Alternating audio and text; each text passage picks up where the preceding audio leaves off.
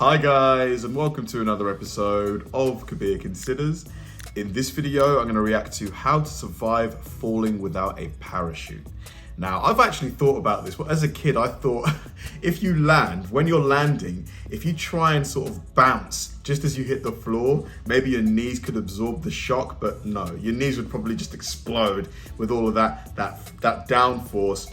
But is it even possible? I don't think it is personally. I think if you're falling from any significant height, like from a plane, and your parachute fails, you're probably gonna die.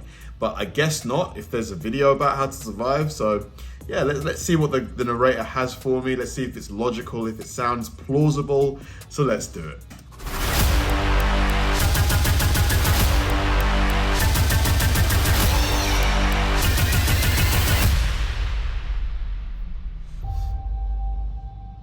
Man.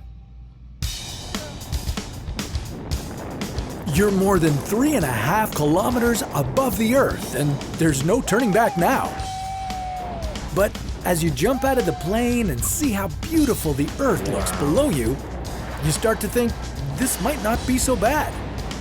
Then you pull the cord to open your parachute. Oh my God. And your worst fears come true. There's no parachute coming out. And Dude. Now you're plummeting towards the ground at about 200 kilometers per hour. You've only got a minute before you hit the ground. Is there anything you can do to save yourself? No, I don't think so. How to survive a fall without a parachute.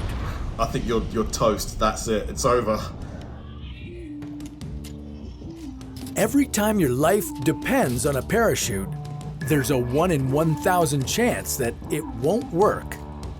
But a malfunctioning parachute isn't necessarily a death sentence. According to skydiving experts, the secret to surviving is all about how you react when the parachute fails. How should you position your body? Is there anything you could do to slow your fall? And why could landing on a roof be better than landing in a big body of water? The first thing you need to do is slow your descent. Just like most survival situations, the best thing to do is to slow everything down. Slow down your breathing and avoid hyperventilating.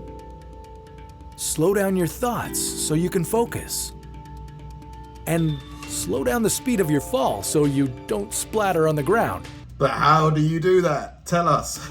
Come on. To do that, you'll need to spread out your body into an X shape.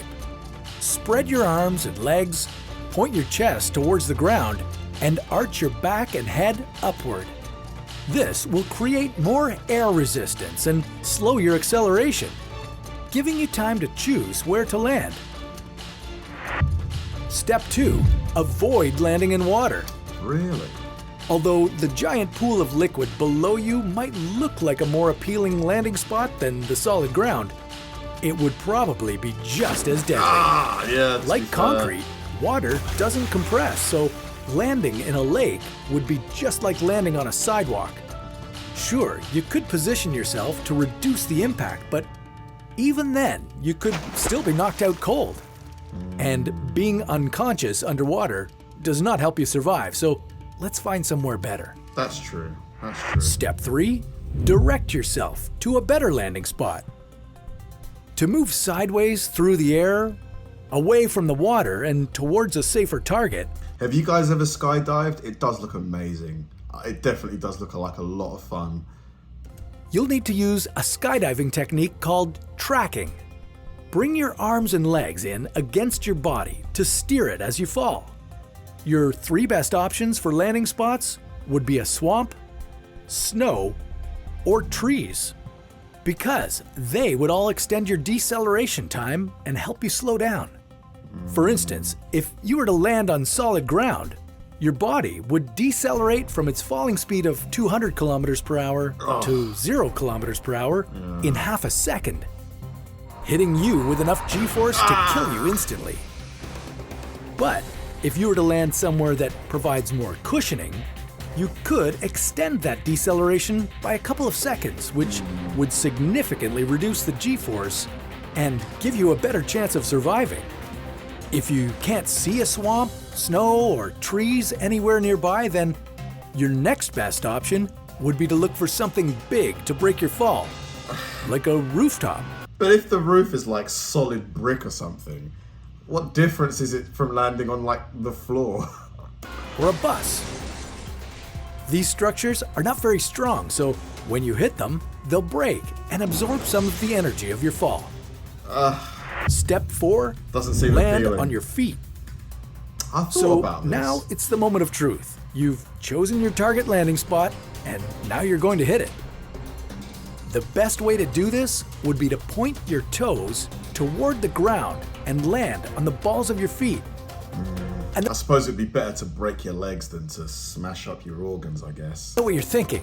That sounds painful, and you're right, it will be. But the idea is that your body will have more time to slow down if you land feet first. The long bones in your legs will absorb a large amount of the impact energy before they fracture. Essentially, you'll be sacrificing your legs to protect the rest of your body. Yeah. Step 5, cover your head. Just before landing, put your head down with the fingers of each hand locked together behind it, and point your elbows in front of your face to protect your head and neck from impact. The main reason why people die from falling off tall buildings and bridges is severe head trauma. Even if you do everything else right, if you end up bouncing on your head when you land, you won't survive. So quickly, get into position. That should be all you need to know. Mate, I don't know about these tips, man. Are you still there? All right, now here comes the hard part. You need to figure out where you are and get help as soon as possible. But don't worry, we've got just the video to help you get out of this alive. Fun video, truly, but I just don't know if any of those would really help. Like, unless you could somehow miraculously see a tree that had like a massive, and I mean huge amount of leaf, like greenery before, like if it was mostly like leaves and stuff before you get to the branches and the stump, like, because then you'd have a lot of cushioning before you eventually get to the wood, which could, like, you know, stab you. Like, other than that, snow is still pretty hard, especially if it's been out for a couple of days, if it's not like freshly, you know, fallen snow. And I don't know, like, even if you land on your legs, man, like, the amount of force, like, if you break your femurs, those huge bones, imagine getting shoved up your torso. Oh no, I just don't know. I think the odds of you surviving would be like 100 to 1, really and truly. Like, they'd be very, very low. Let me know what you guys think. Thanks for watching, guys, and I'll see you in the next one.